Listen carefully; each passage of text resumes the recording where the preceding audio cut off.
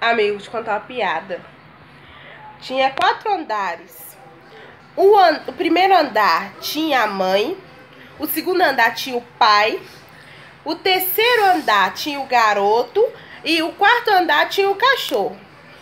O garoto chegou na mãe dele, no primeiro andar, e falou assim: mãe, vamos comprar alguma coisa? Aí a mãe dele falou assim: vamos no super. Aí ele foi e falou assim: mãe, não é super, é supermercado. Aí a mãe dele fez assim: pá, não me corrige. Aí o menino foi no segundo andar. Aí ele foi e falou com o pai dele assim: pai, eu tô com fome, vamos comer alguma coisa? Aí ele foi e falou: vamos no Bibis. Aí ele foi e falou: pai, não é Bibis, é Habibs. Aí o pai dele fez: pá, não me corrige. Aí ele foi no quarto andar, onde estava o gato. Não era o cachorro? Não me corrige.